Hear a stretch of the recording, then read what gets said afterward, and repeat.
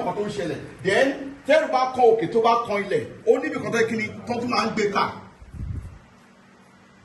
kò dẹ̀ sẹ́ni tó mọ̀ tán ẹ̀mọ́ ìka nípa nípa mọ̀ tán túnú yẹn òun ló máa pọ̀ ọ̀pọ̀lọpọ̀ àwọn èèyàn tẹ́ ẹ̀ bá tó pẹ́ mọ̀ tán èmi bá nǹkan tí ì bá mọ̀ máa pé ọ̀gá mi sọ́gá mi tó bá mọ̀ òun náà tún pè ní àbúrò ẹ̀ àbí bẹ́ẹ̀ kọ́ tí ó bá yé mi gbà mí máa pé ọ̀gá mi kejì white lion báwo ló ṣe ń lọ máa pé so bó jẹ́ kó rí nìyẹn ẹ má lè kárí agẹ́ bí ọ̀gá ara wa we are not the boss of ourselves we are working for our people.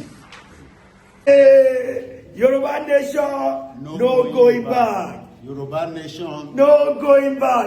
Inú mi dùn pé láti Liberia bí 2021 lèmi àtọ̀gá mi ti jọ ríra 2021 ẹ wá wo white lion a mind with gold a mind with plain heart a mind that speak and nobody can buy his heart bóyá jẹ́ nìyẹn ẹ bá gbọ́ great white lion orúkọ yẹn ṣé kí ni o the name came derived from I would say from Almighty Olódùmarè torí wáyé ní pé tí èèyàn bá báyọ̀ rìn èèyàn máa ń mọ orí ọ̀tẹ́ nìyẹn jẹ́ àbámi ẹ bá gbọ́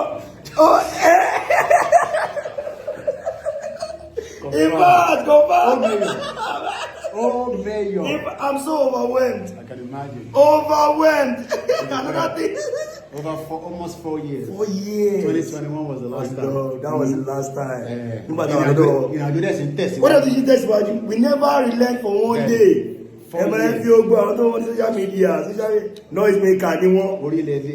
We are coming now stronger. Ìkọ́ tó gbé wa ṣubú nígbà yẹn, kò ní gbé wa ṣubú. In fact, I'm so happy. Oh, mayor. Orílẹ̀-èdè Yorùbá ní kíákíá, Odùduwà nation. No, àwọn kan tẹ̀ máa ń sọ ma ní pé Odùduwà kìíní kan Yorùbá confusion. Ẹ má dá confusion sílẹ̀. Ọba Aláàfin, kábíyèsí o. Ọba Ọ̀ní, kábíyèsí o. Àwọn méjì yẹn wọn lè bára wọn jà. Tíjà bá ń wáyé láàárín àwọn ọba tó dàbẹ́ pé wọ́n strong, àwọn olóṣèlú ló wà behind it. Àwọn Fúlàní tó wà láàárín àwọn ọmọ Yorùbá. Táwa dẹ̀ ń rò pé ọmọ Yorùbá láàrin lè àwọn ni wọ́n ń design ẹ̀. Ẹ má fọ fẹ́nìtì. Wọ́n bára wọn jà, wọn lè ẹ́fà. Tẹ bá notice dára pé kábíyèsí wa ní Ìjẹ̀bú Òde. Bàbá wa Ujale ẹ̀rí pé bàbá wa ní Aké ẹ̀rí pé wọ́n sọ̀rọ̀ tọ́rọ mọ̀ pé kò sí jà láàrin táwọn méjì yẹn bá ti sọ̀rọ̀ dájúdájú inú ìfẹ́ ni àwọn ọmọ kóòtù òjìrí wà àdèlè bára wa jà àti wọ́n ọmọ Yorùbá àti wọ́n ọmọ Odùduwà ìkan náà ni wá àwọn olè bára wa jà. Bẹ́ẹ̀ ni mo kí ẹ̀yin bàbá mi mo kí ẹ̀yin ìyá mi kí ẹ̀yin ẹ̀gbọ́n mi mo kí gbogbo àtẹ̀gbọ́n mi káàkiri àgbáláyé orúkọ tèmi ní kọ́mídé Ògúnlólúwa Máyọ̀wá ọmọ tó yọ̀ lè tí gbogbo èèyàn mọ̀ sí ó mẹ́yọ̀ mo kí gbogbo ẹ̀yin bàbá wa tí ẹ wà ní diaspora kórè òkú délé láti ṣe Ẹ̀dùmàrè ẹnu mi dẹ̀ dùn pé gbogbo everybody àti any kind of profession tí wọ́n bá wà in fact mo kí n pé Ọlọ́run àtúbọ̀ máa pèsè fún yín Ọlọ́run àtúbọ̀ máa fún yín ṣe gbogbo ìfọkànsìn ìfàyàsìn tó wà ń gbé ẹni sọ pé sẹ́ẹ̀ ẹ fẹ́ padà wálé kò ní dasán ayọ̀ ló máa já sí fún wa wọ́n á fi àsìkò yìí sọ fún gbogbo yín pé ẹ má relent àtẹ̀yìntẹ̀wà lé àtẹ̀yìntẹ̀wà ń dà ìkan náà ni wá kò sí báńdì ọ̀kan pé kíní tá a bá gbọ́ orílẹ̀-èdè Yorùbá kò sí báńdì nígbà nìkan pẹ̀rẹ̀ ní pé òun estate ìkan private school láyé ìgbà tí bàbá Awólọ́wọ̀ wọ́n gáàdì yẹn space yẹn wọ́n block ẹ̀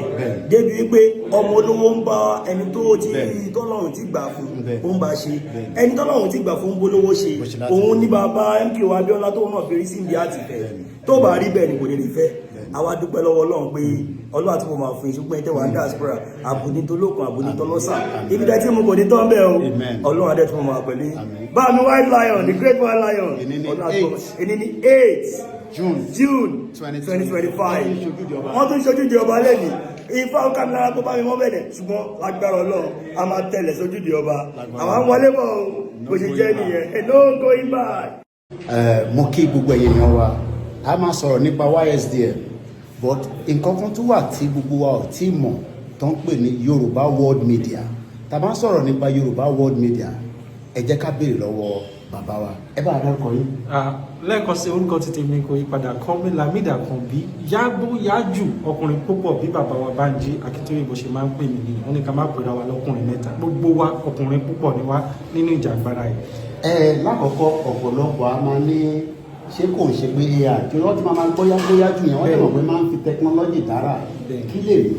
Èní jẹ́ 8th of June 2025 kó má dàbí pé à ń ṣe bójúbójú eléyìí ò ń ṣe bójúbójú. Today is Saturday, I think Sunday.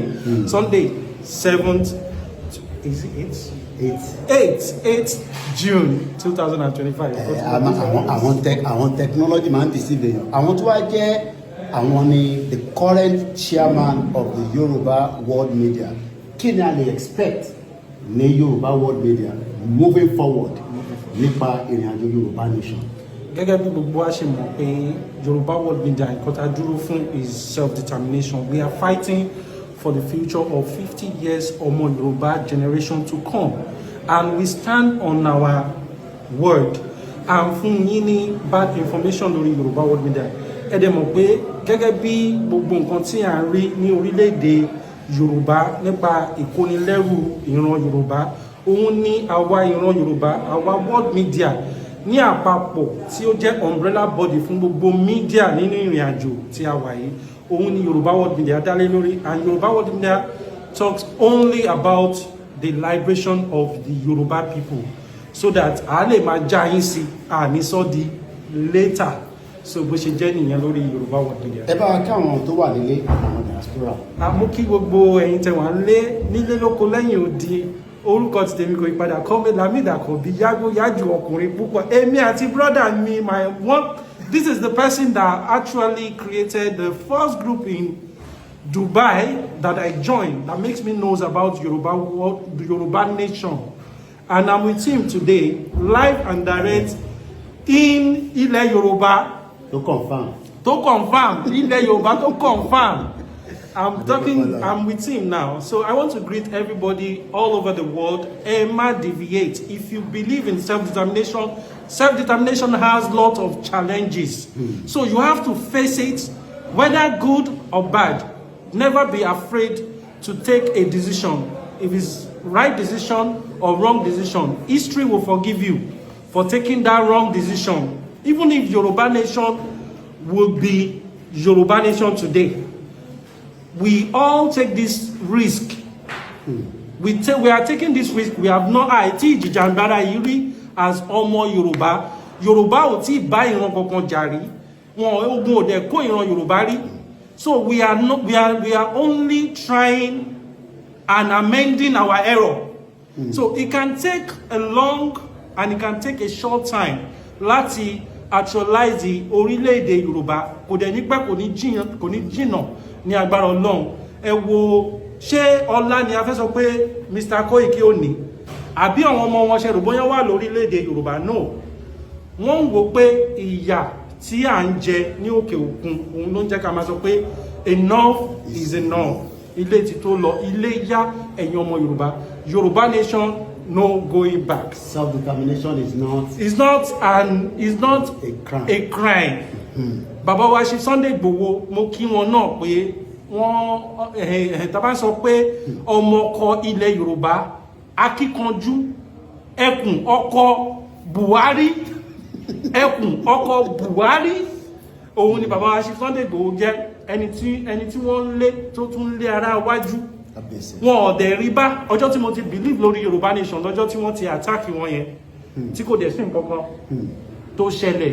Ẹ wo bó ṣe pa Bọ́lá Ìgè, ẹ wo bó ṣe pa Délé Nkíwá, ẹ wo bó ṣe pa bàbá wa Awólọ́wọ̀, ẹ wo bó ṣe pa Gani Fáwẹ́hìnmí, gbogbo àwọn tó jẹ́ pé wọ́n ń jìjàgbara. Fẹlá Kútì, ẹ wo bó ṣe pa. I'm talking to you, the children of Fẹlá. Our father, your father is a freedom fighter, and everything that he has sang or sing is happening now. Orin tó jẹ́ pé ó ti kọjá 8 years, 20 years is happening now. That man, Fẹlá Kútì, is a freedom fighter and is a prophet. So so ẹ jẹ́ ká kúrò nínú ìnira tí a wà yìí. Yorùbá nation no going back. Ẹ ṣé. Kí gbogbo wa nílé lóko ní gbogbo ibikíbi tẹ́ ti ń wò wá tẹ́ ti ń gbọ́ wa, èmi náà ni o pẹ̀lú brọ́dà mi. Ẹ bá wa dárúkọ yín fún gbogbo àwọn olólùfẹ́ wa. Ẹ ṣé gan Daddy, orúkọ mi Taiwo Thomas, ìmọ́lẹ̀ Yorùbá tí mo jẹ́ aṣojú fún àwọn àkàndá ẹ̀dá lórílẹ̀-èdè Yorùbá. Tó nílùú Kútọ̀nù ní Benin Republic náà ni àjọ wa. Ẹ bá wa kí gbogbo àwọn ará ilé ní kíákíá. Mo kí gbogbo ẹ̀yin tẹ́ ń láǹfààní àtọ̀ láti mọ̀ nígbà Daddy mi lénìí. For the first time tí wọ́n máa rí wọn láti ìgbà tí a ti bẹ̀rẹ̀ ìrìn àjò, I'm so happy. Inú mi dùn mo rí wọn live and direct nílùú Kútọ̀nù lénìí. Adé máa rí pẹ́sà Daddy. Àmín. Tó mo wá fi àsìkò yìí mo fi kí gbogbo ẹ̀yin olólùfẹ́ ìmọ́lẹ̀ Yorùbá ní káàkiri gbogbo àgbáyé ní gbogbo ibikíbi tí ẹ ti ń wò wọ́n.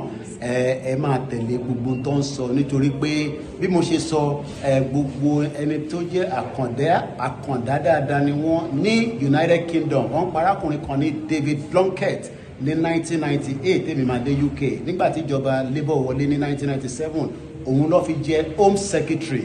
Èèyàn jẹ́ àkàndá kò mí péyàn lè débi tó yẹ kó dé. Nàìjíríà ni kò jẹ́ ká débi tá dé o. Tàbá ti wà lórílẹ̀-èdè wa gbogbo àǹfààní máa wà fún gbogbo èèyàn pátápátá torí pé gbogbo ala ní ìwúlò. Kí ni ìdí gan ta ti fẹ́ gba Yorùbá nation? Ara àwọn ìdí náà ni wípé kí a lè máa lo àwọn nǹkan tó jẹ́ tiwa pẹ̀lú rọrùn, ká lè jẹ́ orílẹ̀-èdè gẹ́gẹ́ bí a ṣe máa ń jẹ láti ilẹ̀ wa tó ń jẹ́ Yorùbá sá. Tó òun náà lẹ ti gbọ́ yẹn àǹfààní pọ̀ tí ó lọ torí pé kò ń ṣàǹfààní kan ó ń ṣe fún gbogbo ẹni tó wà ní diaspora kódà èyí tẹ̀ ń bẹ ní orílẹ̀-èdè ilẹ̀ Yorùbá iṣẹ́ wà tẹ́ máa ṣe nígbà tó fún àwọn àti ajé àkàndá ẹ̀dá tí a bá rí dádùn wa báyìí tí wọ́n tún wá ń jà tó wà lókè òkun tí wọ́n ti rí ilé tí wọ́n ti ríta tí wọ́n ń sọ fún wa pé báyìí ló ṣe rí, ìyẹn ló yẹ ká mọ̀ wípé àwa tí ajé àkàndá ẹ̀dá àwa náà ṣe kókó lábẹ́ wípé ká máa jẹ mùdùmúdùn abẹ́ orílẹ̀-èdè, ṣùgbọ́n tí Nàìjíríà tí wọn ò rí tiwa rò tí wọn ò dẹ̀ rí tiwa gbọ́, ṣùgbọ́n gbogbo àwọn ọkọ̀ wọ̀nyí ní Yorùbá nation gbogbo ẹ̀ ló ti pin amọ́lẹ̀.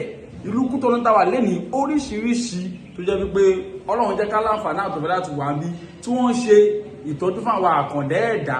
Èyí ni mo fi ń rọ̀ wá, mo fi ń bẹ̀rẹ̀ wípé ẹ má jẹ́ ó jẹ́ Taiwo Thomas nìkan, ẹ má jẹ́ ó jẹ́ gbogbo àwọn akẹgbẹ́ mi nìkan, ẹ jẹ́ ká sowọ́pọ̀ ká ti àwọn bàbá wa Ọlọ́run Koiki, Chief Doctor Adéyẹmọ Ìgbòho Òòṣà pẹ̀lú bàbá Bánjí Akíntóyè, ká tì wọ́n lẹ́yìn fún mẹ́gàwálè tó ń bọ̀ lọ́nà tó máa ní ká jáde tán ká jẹ́ káwọn orílẹ̀-èdè mọ̀ pé àwọn àkàndá ẹ̀dá náà a fẹ́ jáde kó lábẹ́ ìjọba tó ń jẹ́ location fún wa Nàìjíríà. Èyí á máa jẹ́ ọjọ́ kẹjọ nínú oṣù kẹfà 2025. Koiki Media bringing the world closer to your doorstep.